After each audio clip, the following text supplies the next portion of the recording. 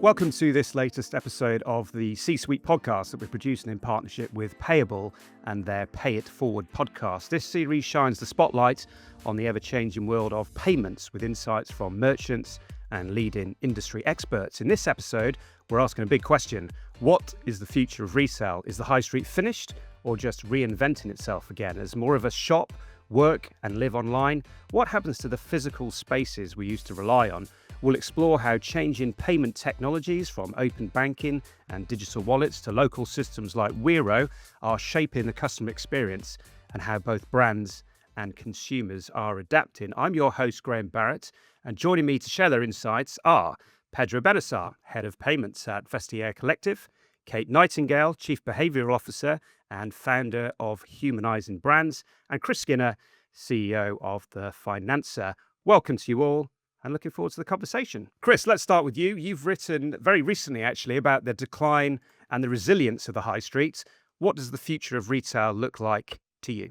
We're in challenging times, obviously, in that an awful lot of physical goods you can now order directly online, as we all know. And an awful lot of the traditional stores have been closing down or going bankrupt. But the main street and the high street, depending on where you live, is still there. It's just changing and becoming very different. It's very much a leisure street rather than a retail street. And as a leisure place, it's very much geared around food, drink, networking, company, and as part of that, experiential. So we've had to move from stores that are trying to distribute goods to stores that actually present goods that you then buy through apps or other services afterwards. And the one thing for me that's the key is when you deal with everything digitally, if there's no physical connectivity, there's a problem.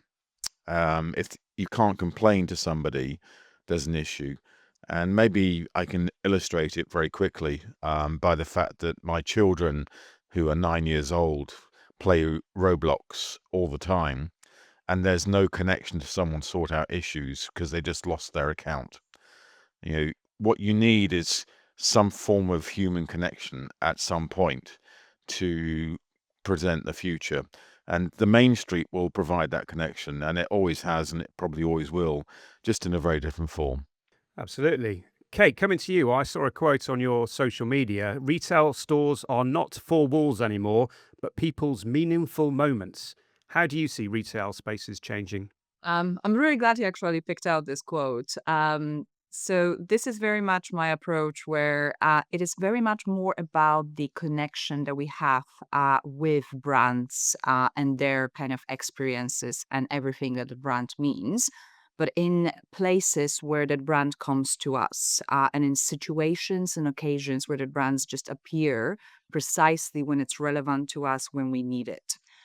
So that's kind of my idea of meaningful moments. It might be that, there's a vending machine just when you're walking into a train station and it's exactly what you needed in that moment.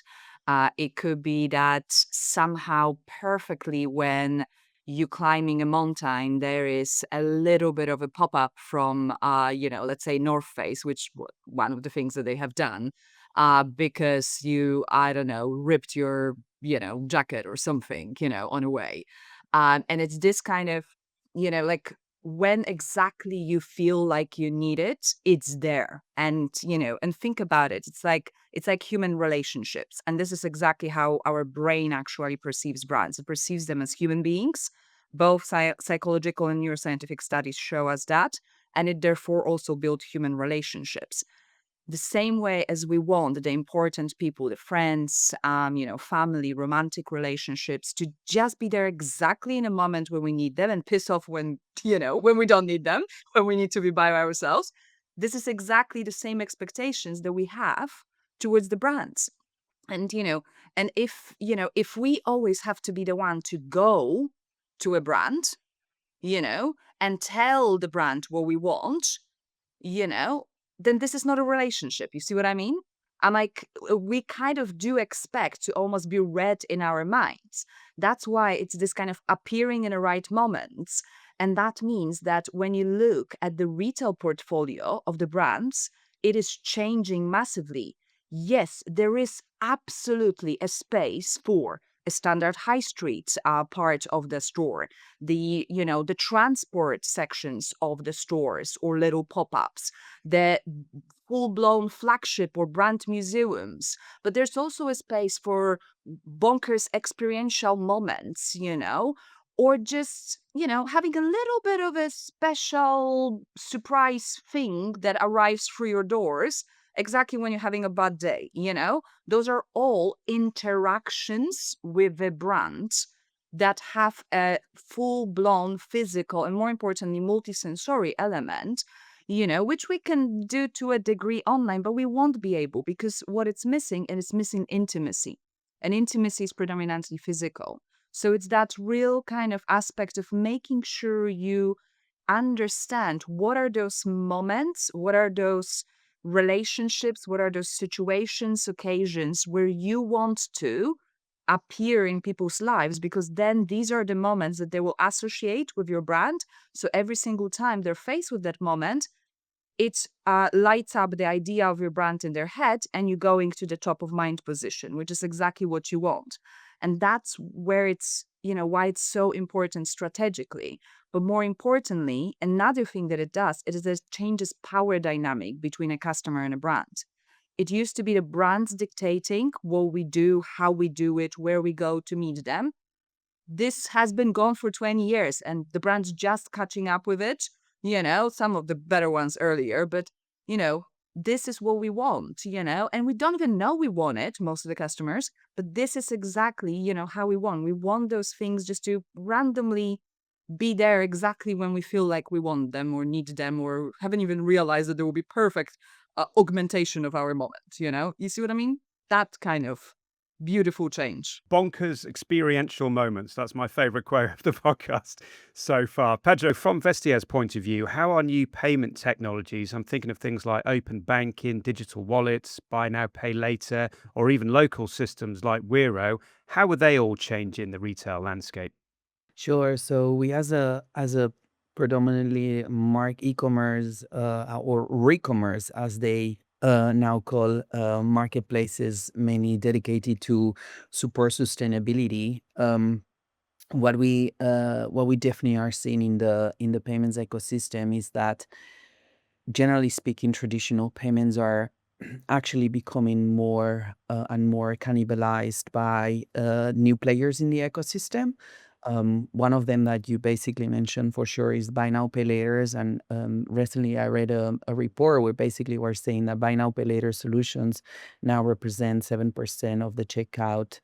Um, all the checkouts globally in the e-commerce, and they are growing more and more. In our case, for instance, buy now, pay laters solutions are important because they make the products that are available through our marketplace available to everybody. And as a pre-loved fashion marketplace, and as as um, a marketplace who really, I mean, one of our main pillars and values is to bring sustainability and secondhand products in the ecosystem. So kind of, just rethink more about fashion. The fact that we make those products available to everybody and not just to the wealthy ones really makes a difference for us. So having such solutions, which by the way also are being driven by the consumers who are more and more interested into that really makes the click for us. But also we are noticing also the shift from the typical card usage to actually wallets. I mean, one of the topics that you were mentioning was the latest technology that actually has been launched in Europe, which is called Wero through the API. And also, and what we are seeing is that, of course, we don't have it yet implemented in our checkout because it's just available in 3 markets and only peer to peer right now. But what we are seeing is traction, and when you talk to different consumers, you are seeing actually like the value of actually bringing these kind of solutions that are already, for instance, existing in some European markets, such as, for instance, in Spain, Italy, or for instance in Portugal. Um, and generally speaking, if I were to look a little bit into high street and retails, also there are some other reports that basically are kind of justifying a little bit what the statement that I'm just bringing here, which basically what is it's being seen as this cash payments are being reduced more and more and more. For instance, I mean, if we compare it to what used to happen in 2026, what we've seen is like 40% of the cash payments have been dropped and have been moved to something more digital, such as the wallets such as Apple Pay or the likes of that, or even like the usage of cards. And also what we are seeing is that big players such as PayPal or Klarna are kind of shifting not just to be a digital and an e-commerce payment, but also to be an in-store payment, and basically are bridging the gap between just being pure an e-commerce and being an offline payment, and therefore they're becoming an omni-channel solutions. And I think PayPal has just launched very recently. I think it's in Germany. They're going live now with an in-store payment. So basically, you're going to be able to use your PayPal wallet in a store as well. So there are a lot of changes that are being driven by the consumers, who are basically pushing for the technology to become part of the payments, and then the payment partners are evolving thanks to this need that is coming directly from the consumers. Yeah, absolutely. And that ties in with what Kate was saying about this as being consumer driven, brands needing to be where the customer is, all those kind of ideas. Let me get all of your thoughts on this question. What defines a great customer experience from a payments point of view?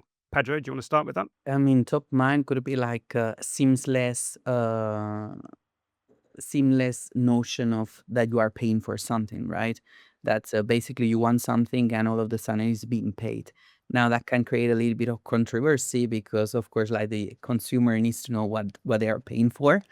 But but what I would say is just to actually remove as much friction from the whole um, acquisition process, meaning that as soon as the consumer has selected an item, to basically have as little steps as needed to actually make sure that this order goes through without any kind of barriers in between, I would say. And the payment partners and also, for instance, the e-commerce and re-commerce ecosystem are moving towards that direction, and just putting technology in place to actually make sure that the users convert as much as possible and generate less friction, and potentially which can lead to contacts, so as much as possible. Kate, you're shaking your head there. Please, what would you like to say? So my favorite answer to absolutely every question is it depends, because it always depends. There is no silver bullet solution. Now, everyone kind of talks about frictionless. I'm going to break that whole thinking. I have this concept of meaningless friction and meaningful friction. Now, friction is necessary for brain to even register that something is happening. When there's no friction of any kind, it's a non-happening to the brain. You won't even pay attention that something is happening. There won't be a memory of that, and it will not add value to your experience. But that's why we have meaningless friction and a meaningful friction. Meaningless friction is those things that annoy you, that piss you off, the extra step, the things that are loading up too slow and whatever else. Oh my goodness, how many more questions do you want me to answer so I can get that 10% discount? But again, it depends.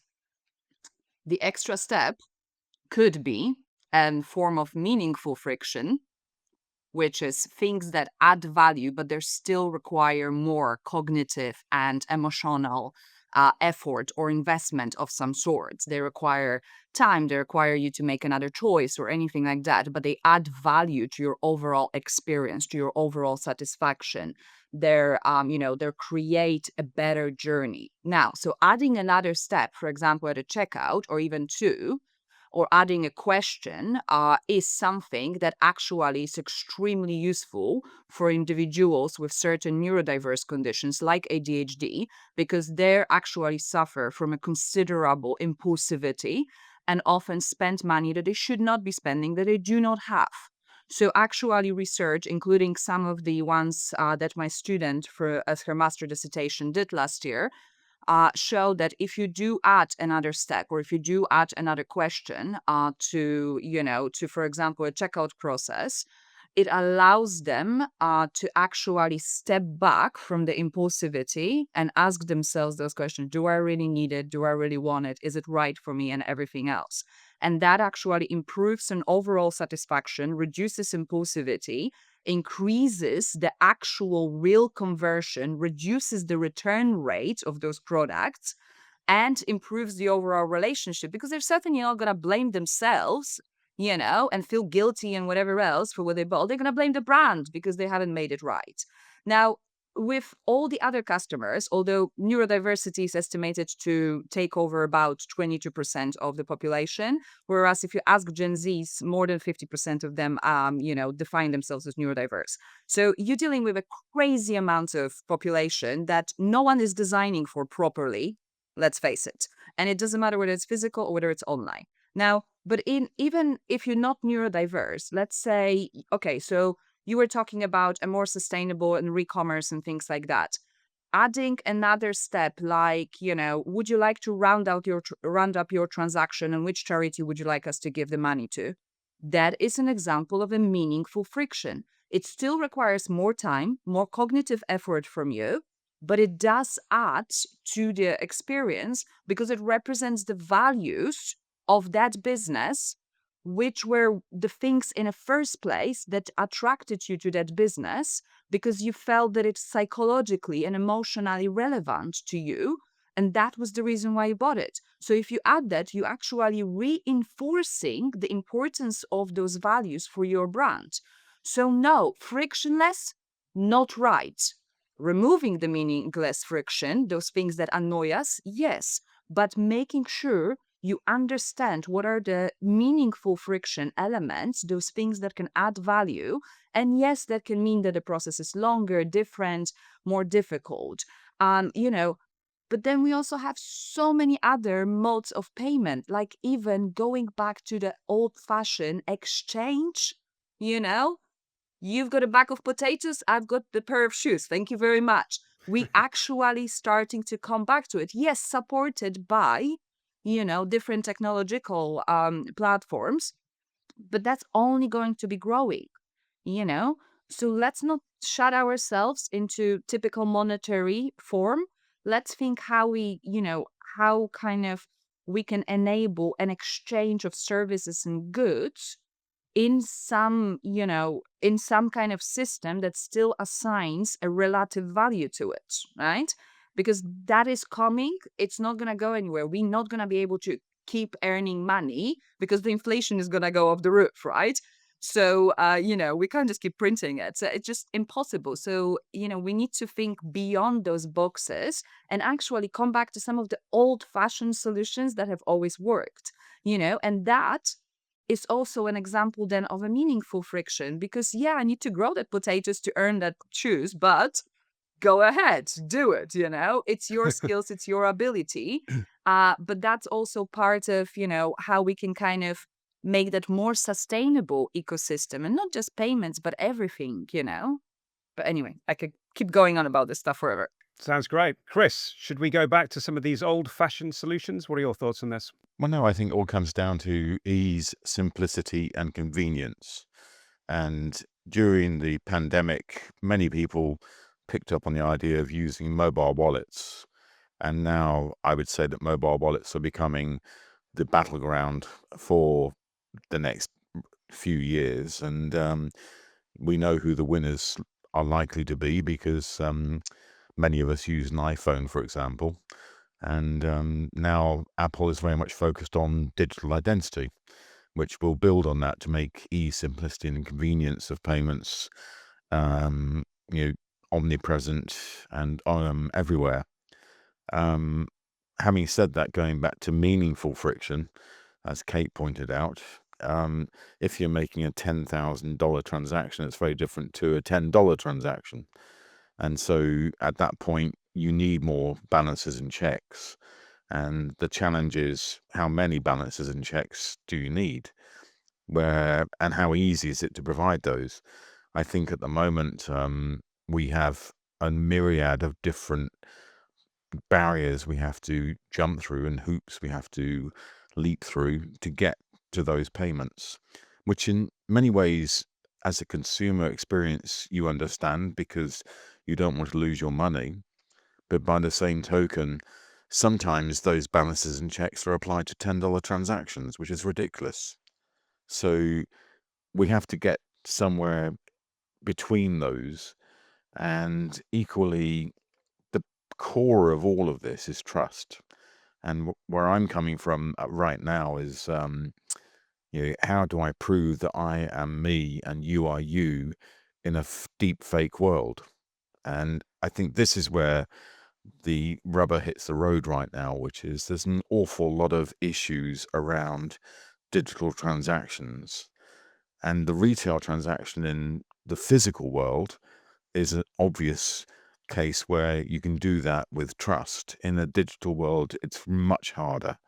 There's so many scams, hacks, rip-offs, and I think I've already mentioned, my Roblox issue right now. So, what we need to do is to sort out the mess of digital. And the core of this is that the internet was designed for the transfer of information, not for the transfer of money. And we're trying to overlay on that original structure of the internet the transfer of money, value, and identity, and build a new generation of structure which was not designed in the first place. And I think we're failing miserably. That's an interesting take, because I guess the genie is out of the bottle now. But what the implication for what you're saying could be is that this could actually drive people back to the high street. If there are too many deep fakes and this situation gets progressively worse, we might think, well, the only way I know I can be secure and safe with my money is by visiting a high street store. Well, I'm not saying that. I think the bottom line is that we can deal face to face in a way in which we can build trust. Although you can get scammed and hacked in face to face transactions too. But we've exacerbated it and amplified it and made it much, much easier.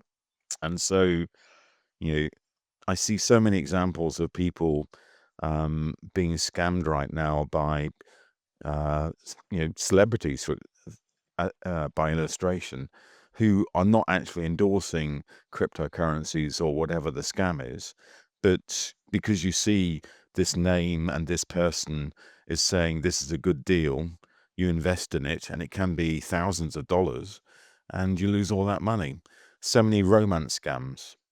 So, I guess where I'm coming from is that we need, and this is the bit that's really missing today, a strong digital identity at the core of the network where I can know that you are you and I am me.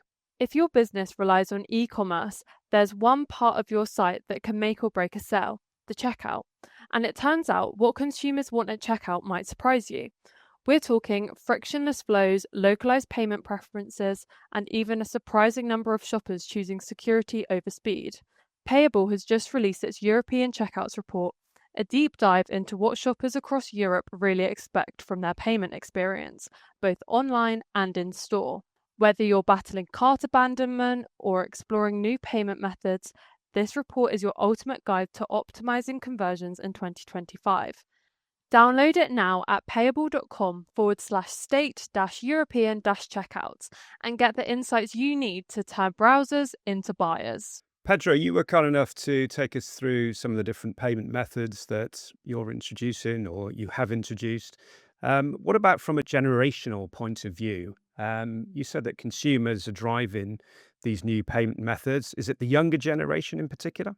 Yes, so what we are seeing is that definitely younger generations are kind of more driving the change. As you'd expect, yeah. Yes, and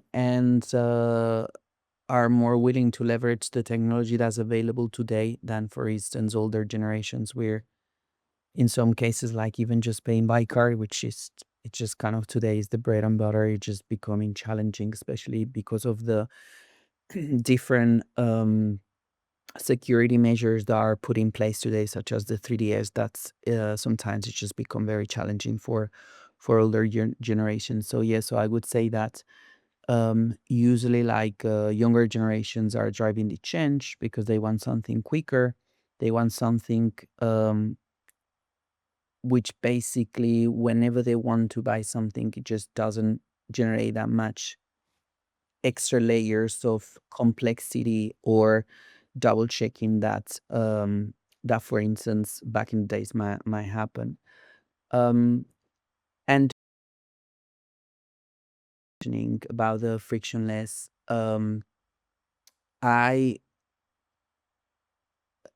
echo the fact that it's not that everything needs to be like purchase. I purchase it, in the sense of like, of course there needs to be checks that needs to be done. So for instance, like if you kind of are regulated, it needs to be in compliance with the regulations. Like if if you are a super heavy spender, then maybe your bank needs to run the different checks. But I think, like, to my point, what I was trying to say is that whenever you have somebody who's interested into a purchase, as long as you know there is no regulations or no complexity into there, I think the pace to this purchase should be made as easy as possible, because ultimately, like, as a private company, I think everybody's interested into monetizing the investment that they are doing in their technology, in everything they are putting into place. So that's a little bit where I'm coming from. Now, to the point that you were mentioning about this social also thought, and also what Chris was bringing, the trust into the ecosystem, that makes sense. But to make those 2 points, I think there is already technology available in the ecosystem today, especially for the trust, where as an e-commerce you can already track down the good and the bad guys. Now it depends on the company how much they want to invest into it, I guess. So to become more and less strict to that. And to the social point that you were making, Kate, I think it's good, but I think also the technology should be leveraged to actually provide kind of these different levels of experience at the checkout, when the kind of the technology can detect this potential behavior and this potential risk of having these highest spenders, who eventually what you are encouraging is that the health problem that they have is just become bigger, and that can also be a good driver for the e-commerce to kind of invest in that, because the more the society becomes aware of these problems, and the more they invest on that, like, I think as a consumer, like, that could potentially bring also benefits to it. Yeah, because that's the thing. I'm like, what you're also discussing, you can't forget that a lot of those solutions are part of typical accessibility regulations, and there's going to be coming much more sort of an augmentation of a lot of those regulations to include neurodiversity and everything like that. And I agree with you that yes, in most, not in all, in most of the cases, an ease of checkout is something that helps an experience. But again, it is very much dependent on the brand, on what you are selling, on a price level, and lots of other things. That's why I always say it depends. Because yes, an annoying checkout is part of the meaningless friction, right? But again, let's say engraving or some other form of personalization on a luxury product, which is also part of the checkout, that's a meaningful friction, right? So again, there is no black and white solution. There is no silver bullet. Where things should be easy and pleasant, there should be easy and pleasant. But where you believe you can add value, especially what is related and what is representative of your brand personality, your brand values, your mission, your purpose, and everything else, those are the moments where you're adding it, even in such a process as a checkout. And things like, impulsivity isn't only an issue for neurodiverse individuals. It is also an issue for a lot of customers, especially those younger customers that haven't yet fully formed their identity. And that leads, unfortunately, to a lot of returns, which, as we know, are heavily costly for all of the brands. So it is also very much of a financial thing to think about how we can implement some of those kind of behavioral solutions that can actually make the purchase more certain, more satisfied, so that those return rates are reduced. And at the moment, majority of the places do not have that because they either have a lot of meaningless friction on a checkout, or if they do have some small bits and pieces added, like which delivery provider would you like? Because I, for example, don't like certain couriers, so I wouldn't choose them ever, then fine, that those are good things. But nothing beyond that, you see what I mean? And it's, we need to kind of make sure that we don't just go, oh yeah, everyone should do things like that. No, it doesn't work like that. It is very much dependent on your brand, on your customer, on your market, on your product, on your price level, on your promise, purpose, and 500 other conditions that you should be thinking. Because then, if you think like this, we're finally going to end in a world where we actually have a freaking brand differentiation and not every brand looking exactly the same and offering us exactly the same thing. And we barely so forget about loyalty, forget about actual amazing experience as human beings that we can have. We're just going to have all the sea of sameness, which is exactly what we're having. And those brands that don't, do that because everyone else does it, those are the brands that we keep following and we keep navigating towards because they are bonkers. They are bold. They believe, what they believe, and they do not care what anyone else does, and they do their own stuff. And that is what, what adds value for us as customers. Even if we have a little bit of a meaningless friction and we get pissed off, we forgive those brands faster because of a relationship that we have. So let's not try to kind of find a box which we can all use because that's not going to work ever. Ever. And I also don't want to live in a world where everything is the same. Absolutely not. No. Well, let's bring this conversation full circle. Let's wrap up this conversation, which has been fascinating. And I'd love to get your thoughts on we've been talking about the future of retail throughout this conversation, but if you all had to predict one major shift in retail payments or the retail experience over the next 5 years, what would you say? Chris? Well, I think the whole movement towards biometric payment is inevitable. We're not far away today with Face ID and Touch ID, but it's going to become far more pervasive, particularly from what I've seen in China, where I spend a lot of time writing and researching, and the fact that these days I can just pay with a smile if I'm going in and out of a store. And I think that whole Amazon store experience, which is now in the UK and coming across Europe, where you can walk through a store, load a basket, and walk out without anyone actually serving you or doing anything, is going to become far more a reality. You're not going to buy carrots on the internet necessarily, although you can do because you can get them delivered by the grocery store. But if you want to go and inspect the freshness of the carrot or whatever goods you're buying, you'll go into a retail store, but you'll literally walk in and walk out and pay with a smile.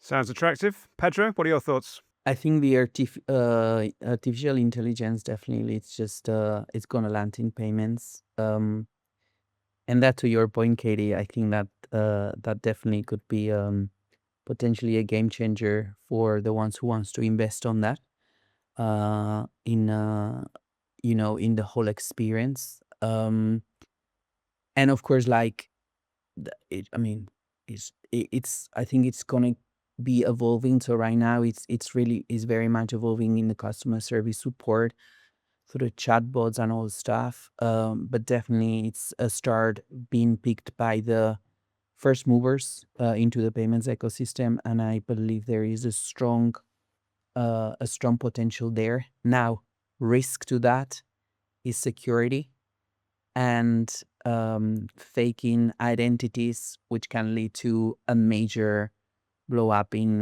losses for the ecosystem. So I think it's a technology to be watched out, but with a little bit of sensitiveness to also the potential downsides that this can bring into the ecosystem. Kate, the final word to you. So for me, it's going to be a very careful blend between analog as seamlessly supported by tech. Now, what I mean by that, people are actually navigating back into analog physical experiences and removing digital from those experiences. And that is actually most prevalent across Gen Z and Gen Alpha. They are still doing things on the digital channels and they still want those digital channels to work for them, but they do not want them to disturb their analog, physical, multisensory experiences and connection with human beings. So we're starting to see less of let's take a picture everywhere where we go to a physical experience, but we still want that kind of level of digital support so that I can subtly, seamlessly pay somewhere, whatever else, or check how I get there. But but that's suddenly these devices that we have, not to mention that we're going to have more devices that actually augment our reality as well, right? Which we're already starting to see, but we're going to have more and more of that throughout our life, and much more human style of an interaction. So another thing that we are seeing, especially around AI, and if you look into research around kids, so the Gen Alpha and an AI, they perceive them even more as human. The more they know about AI, the higher their AI literacy. Um, and then they also kind of actually expect them to behave like human, including things like, having a normal conversation, ideally using a voice, and they're imbued them, and basically they anthropomorphize them. So they're imbued them with emotions and, and thinking and personality and everything like that. So that much more human style of interactivity with tech is going to happen. And those things are already happening. It's just people are not yet as bold. Only some visionaries are to actually do it that way. But the studies are there. The trajectory of that change in people's brain is there. The actual normal tendency for people to anthropomorphize technology is there, especially as fueled by the rising loneliness. So all of those things are going to happen. So the tech, yes, there, but the tech that behaves like a human, that gets away from my experience and doesn't disturb it, but appears when I need it, and then moves away again. So I can have a real, almost analog like, with a subtle, infrastructure support from the tech. That's what's going to happen. You've given us a lot of food for thought, so thank you all for joining the conversation today. I love that analog kind of digital relationship that you're talking about there, Kate. But yeah, thank you very much to Kate, thank you to Chris, and thank you to Pedro. And please do follow this Pay It Forward series wherever you get your podcasts. You can catch up with all the previous episodes at payable.com/podcasts and also on our C-Suite podcast website. And if you want to contribute to the discussion, you can find the C-Suite podcast on LinkedIn and all the usual social channels. Finally, if you'd like to get in touch with the show, you can do that via the contact form at csuitepodcast.com. But for now, from me, Graham Barrett, thank you for listening and goodbye.